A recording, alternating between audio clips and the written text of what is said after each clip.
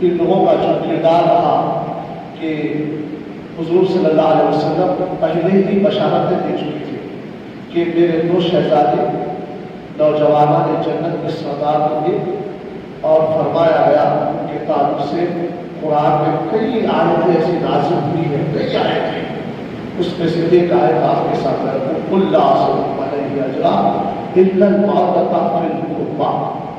حضور نبی رحمت صلی اللہ علیہ وسلم فرماتے ہیں کہ اللہ فرماتا ہے مجھ سے، رسول فرماتے ہیں اللہ مجھ سے فرماتا ہے اے محبوب تم کہنا، کس سے؟ ہم لوگوں سے، قیامت تک آنے والی قوم سے تم کہنا، اے محبوب تم کہہ دو ان سے کہ جو تم کو تبلیغ دین دینے اور تم کو دولت ایمان عطا کرنے کے سلے میں تم سے دولت طلب نہیں کرتا، ہم تک جو اسلام پہنچا، کلمہ طیب ہم پڑھے، ایمان والے ہم بنے، تو حضور فرما رہے ہیں کہ اللہ کہہ رہا ہے مجھ سے اے محبوب تم کہہ دو ان سے میں تم سے مال و زر نہیں۔ اب دیکھیے نا، میں قرآن پڑھاتا ہوں تو مان لیتا ہوں، میں عبادت کرتا ہوں تو مان لیتا ہوں، ایک نوکری ہے ہماری، سمجھ کے لے رہے ایسا ہو رہا۔ میں قرآن پڑھانے کو مدرسہ آتا تو پیسے طلب کرتے، آپ کو کچھ دینی تعلیم دیا تو پیسے۔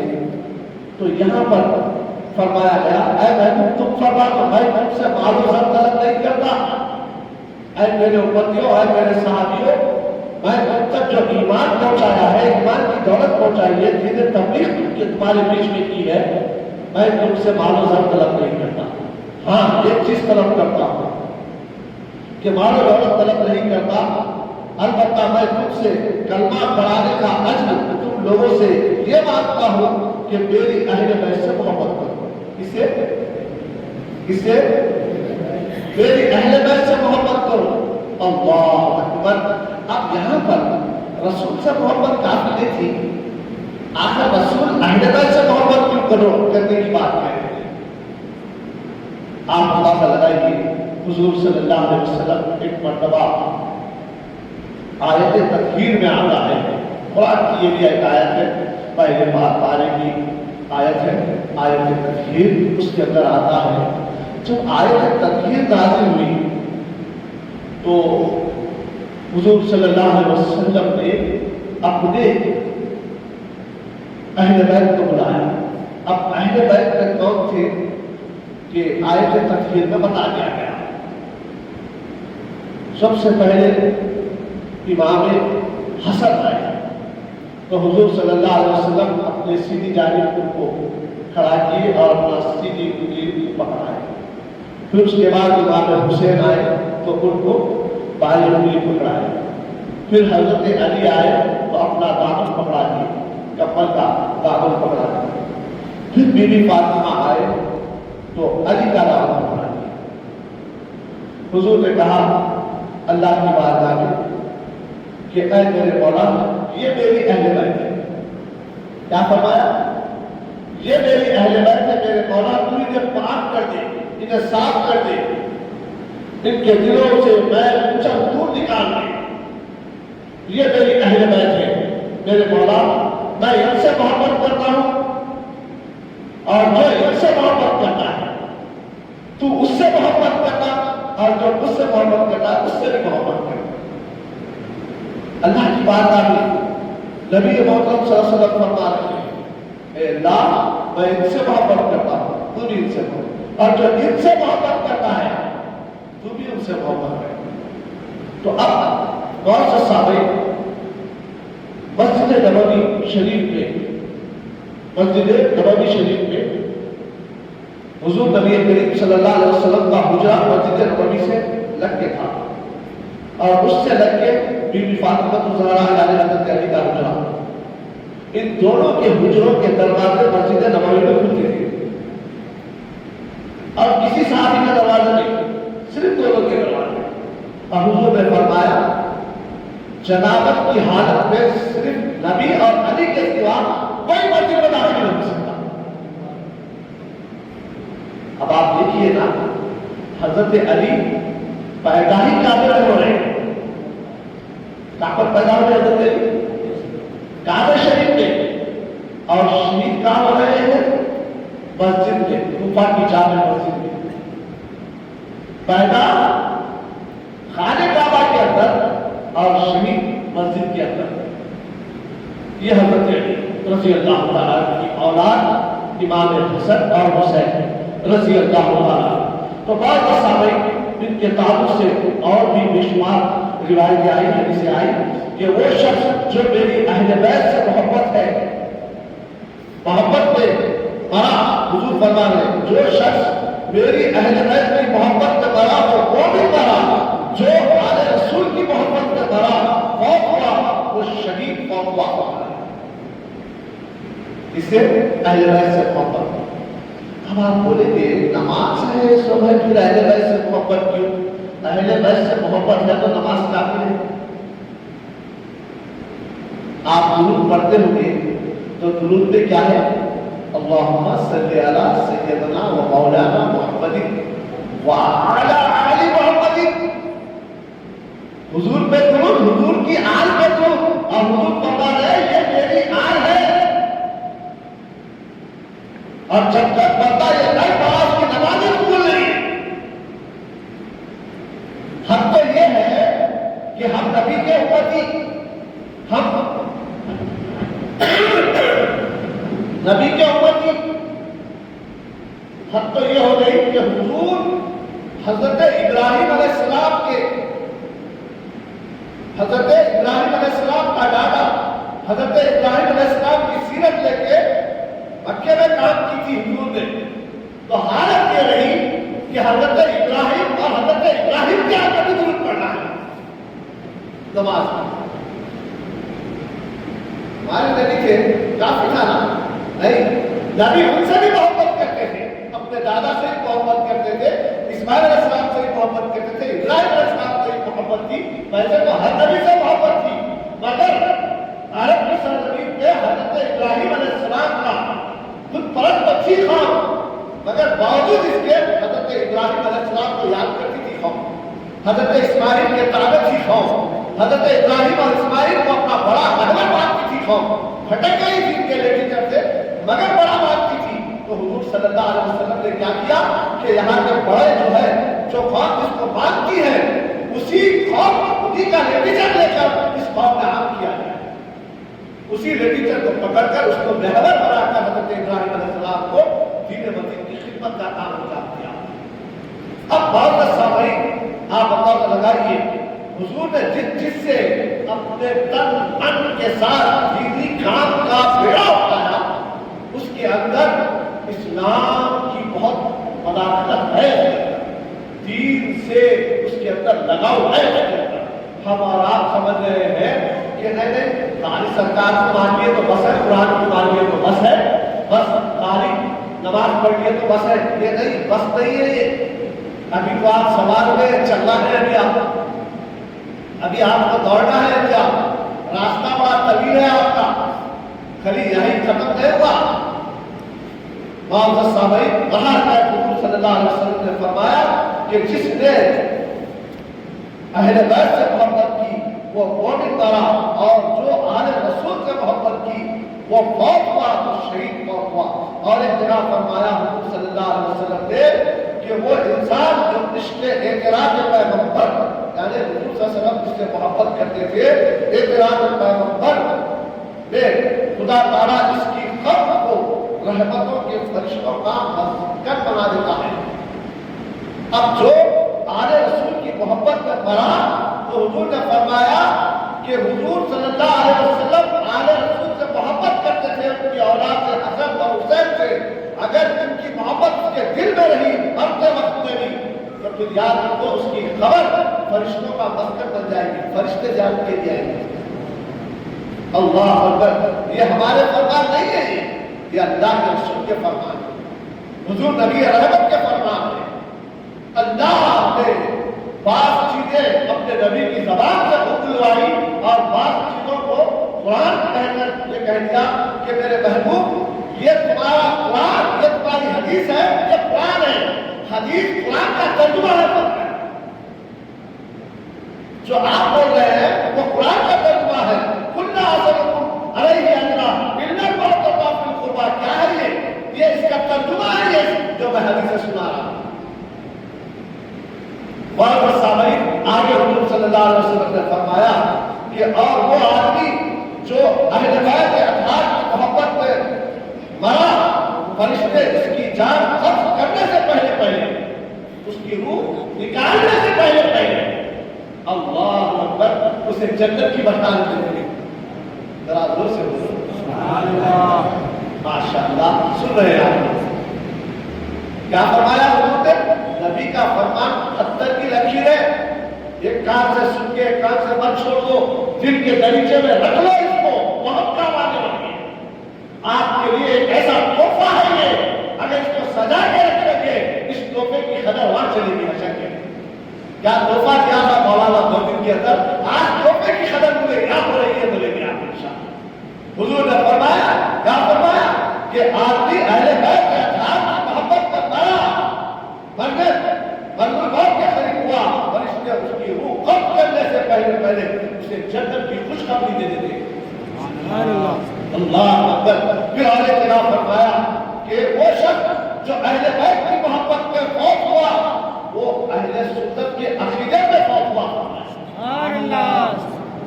ہم لوگ سمجھ رہے ہیں اہل سنت ہم بنا لیے نہیں، اہل سنت نبی کریم صلی اللہ علیہ وسلم کے دور سے اہل بیت سے اہل سنت بنا. اب اہل سنت میں سے جو کٹ کے جا رہا ہے پچھتانا اس کو اس وقت پڑے گا جب حشر کے میدان میں اٹھے گا. ارے میں کس جماعت کے ساتھ ہوں؟ نبی بولیں گے کہاں ہے اہل سنت میری اہل بیت کے چاہنے والے؟ اور حضور نے فرمایا ایک جگہ پر قرآن اور اہل بیت میرے پاس آئیں گے، میزان پہ جائیں گے، بخشوائیں گے. اور اہل بیت اور قرآن. حضور نے ایک جگہ فرمایا میں تم میں 2 بھاری برکت میں چھوڑے جا رہا ہوں، ایک ہے قرآن، ایک ہے میری اہل بیت. ہم کیا خدمت کر رہے ہیں؟ کوئی تو قرآن پکڑ لے کے اہل قرآن بنتے آخر میں قرآن کو سفر کرتا ہوں، اہل بیت کو چھوڑ دیا. کسی نے اہل بیت کو پکڑ لیا خالی شیعان علی ہے، خالی اہل بیت سب اہل بیت کا ہم اہل بیت سے محبت کرتے ہیں، پتہ چلے 5 سے محبت کرتے ہیں. بالکل کرو، پتہ چلے 5 سے محبت کرو، مگر اگلے پتہ چلے 5 سے بھی کرو، پچھلے پتہ چلے 5 سے بھی کرو. اگلے کرو ذہن رکھ لیجیے بات علمی بات آ گئی تو ذہنوں میں رکھ لو. پہلے کے کون ہے پتہ چلے 5؟ ابو بکر، عمر، عثمان، علی، محمد رسول اللہ صلی اللہ علیہ وسلم. یہ پتہ چلے 5. اور پھر جب پتہ چلے 5 جو آیت تفسیر نازل ہوئی تو حضور نے کسے کہا پتہ چلے 5؟ حضور صلی اللہ علیہ وسلم، امام حسن، امام حسین، حضرت علی اور فاطمہ، یہ پتہ چلے 5. اب آپ نہ یہ پتہ چلے 5 کو چھوڑ سکتے نہ وہ پتہ چلے 5 کو چھوڑ سکتے. اگر آپ وہ پتہ چلے 5 کو بھی چھوڑیں گے تو دائرہ اسلام سے باہر، اور یہ پتہ چلے 5 کو چھوڑیں گے تو کبھی اسلام سے باہر. اور 2 فرقے ایسے ہیں دنیا کے اندر، ایک شیعہ اور سنی، یہ 2 فرقے اپنی اپنی محبتوں کا دعویٰ کرتے ہیں کہ اللہ اکبر. شیعہ صرف پتہ چلے 5 کو سامنے اگلوں کو مان دیے. کس کو؟ حضرت علی کو، فاطمہ کو، حضور کو، حسن اور حسین کو مان دیے، اور صحابہ کو چھوڑ دیے. کیسے جنتی ہو سکتے ہیں؟ حضور صلی اللہ علیہ وسلم نے فرمایا اصحابی کا نجوم، میرے صحابہ ستاروں کے مانند ہیں، اس میں سے جن کی بھی پیروی کرو تم راہ راست کو پہنچاؤ. نہ صحابہ کو چھوڑا حضور نے، نہ اہل بیت کو چھوڑا. اور ہم یہاں پہ کوئی اس کو چھوڑ کے ان کو مارا، ان کو چھوڑ کے ان کو مارا. ایک واحد اہل سنت والجماعت ایسا حضور نے ایسی جماعت بنا کے دے دی کہ یہ اہل سنت والجماعت نہ وہ پنجتن پاک کو چھوڑ دیے نہ یہ پنجتن پاک کو چھوڑ دیے. یہی ایک فرقہ ہے، باقی فرقہ ہے جنت میں جانے والا فرقہ ہے. پھر 71 فرقے ہوں گے، 72 فرقے جنت میں جائیں گے. اہل سنت والجماعت ایک فرقہ ہوگا جو جنت ہی کہلائے گا. حضور نے اس کے لیے بشارت دی ہے. آج ہم بیانات بہت سنتے ہیں، مگر حقیقت بہت کم سامنے آتی ہے. حقیقت بہت کم سامنے آتی ہے. تو بہت سامنے بزرگوں دوستوں حضور صلی اللہ علیہ وسلم اور ایک جگہ فرماتے ہیں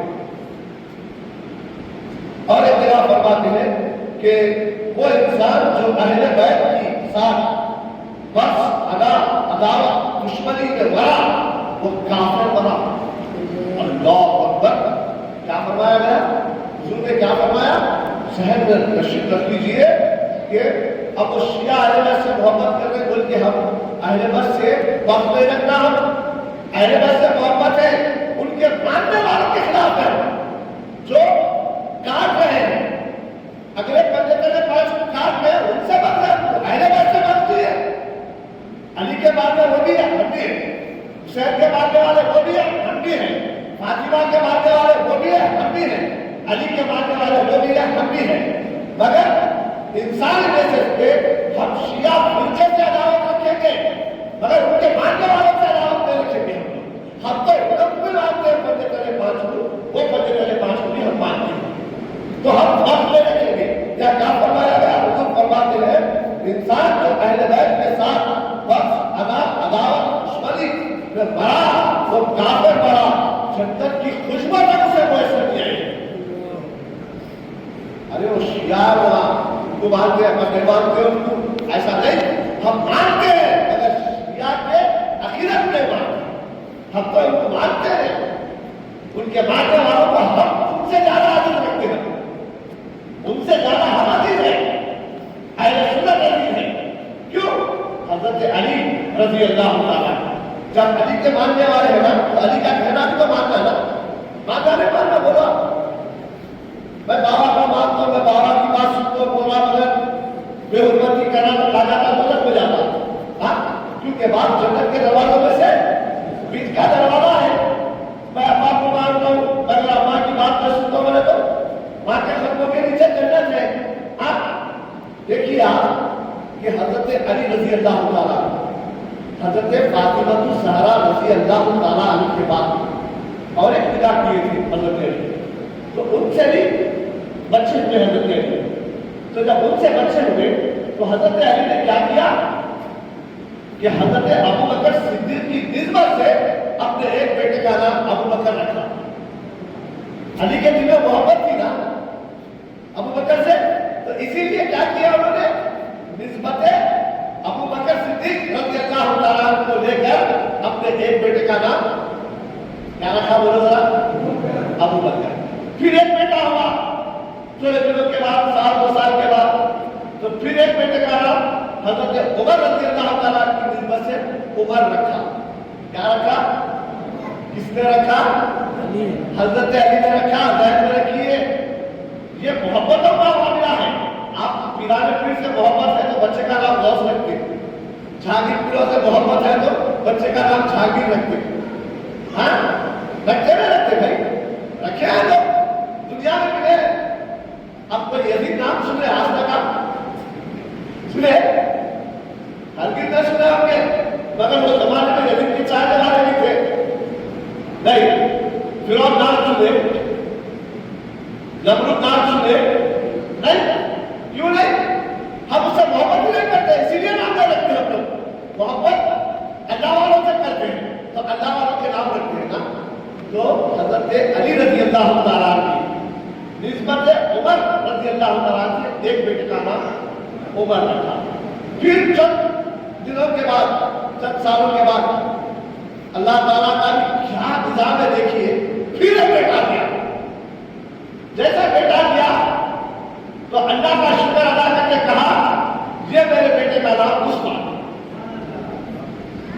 یہ نسبت ہے حضرت علی نسبت خلفائے راشدین سے 3 ناموں پر رکھا, اور یہ 3 لوگ بھی کربلا کے میدان میں امام حسین کے ساتھ شہید ہوئے. آج اس شہدا میں ان تینوں کا نام نہیں دیا جاتا بلکہ امام حسین تو واقعی علم بردار امام حسن بھی دوسری بیوی کے بچے تھے. امام حسن علم بردار بولتے نا, یہ بھی دوسری بیوی کے بیٹے تھے. اسی لیے ان کا نام دیا جاتا کہ یہ علم جا کے کھڑے رہتے, یعنی دین کا علم ان کے ہاتھ میں تھا. اور بی بی فاطمہ الزہرا رضی اللہ تعالیٰ نے کہا تھا جب کہ افتخار سے خبر, میرے افتخار کے بعد آپ کو دوسری شادی کرنے کی اجازت ہوگی.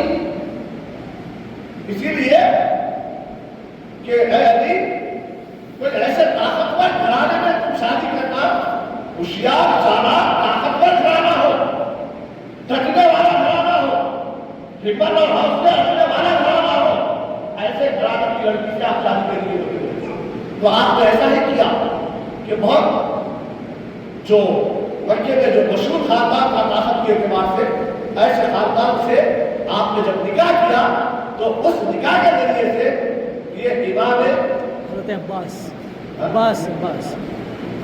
رضی اللہ حضرت عباس رضی اللہ تعالیٰ پیدا ہوئے تھے، اور آپ کی جسامت کے اعتبار سے بھی آپ بہت موٹے تازے اور لمبے پورے تھے۔ اگر کوئی ان کے سامنے ٹھہرا، اگر آپ آگے سامنے ٹھہرے تو ان کے پچھلے کا علاقہ نہیں دیکھ سکتا تھا، اتنے زبردست طاقت پر تھے۔ اسی لیے تو دریائے فرات میں اپنی بھتیجی امام حسین کی بیٹی، چھوٹی بیٹی پانی کے لیے ترس رہی تھی۔ علی اکبر 6 مہینے کے بچے پانی کے لیے ترس رہے تھے۔ عورتیں جو تھی چند، اس عورتوں کے پانی نہ ہونے کی وجہ سے چھاتیوں کا دودھ سوکھ گیا تھا۔ پانی کو ترس رہے تھے، خطرے کو ترس رہے تھے لوگ۔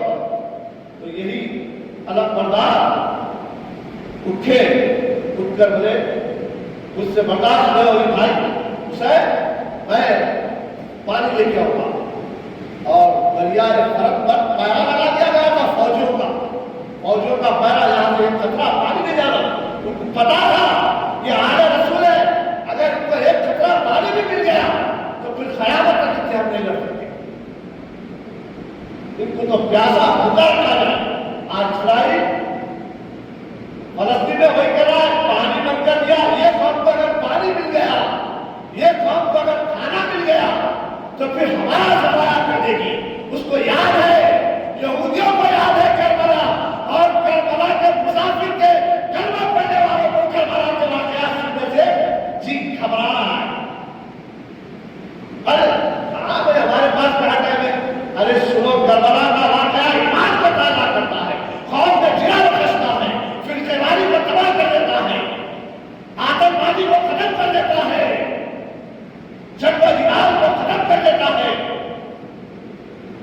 اور 10 سامعین آپ اندازہ لگائیے کہ حضرت امام حضرت عباس رضی اللہ تعالیٰ بردار تھوڑا یہ علم، یعنی علم سے مراد یہ ہے آج کے یہ علم نہیں جو یعنی گناہوں کے کھیل رہے رہا کرتے، توبہ ہے گناہوں کی۔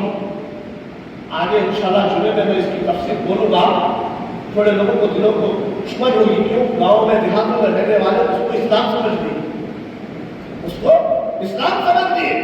محرم آیا تو ان کے گاؤں میں اسلام، ارے مسلمانوں کا تہوار آ گیا سمجھتے۔ یہ نہیں الگ بولے تو وہ جھنڈا، اسلام کا جھنڈا، اسلام کا جھنڈا جس کے ہاتھ ہوتا تھا اس کو الگ کہتے تھے۔ وہ جب تک اٹھا رہا ہماری فوج لڑنے کے لیے تیار، ہمارے لیے جان ہے، وہ جب تک اٹھا رہا تو وہ طاقتور شخصیت کے ہاتھ کو جھنڈا دیا گیا۔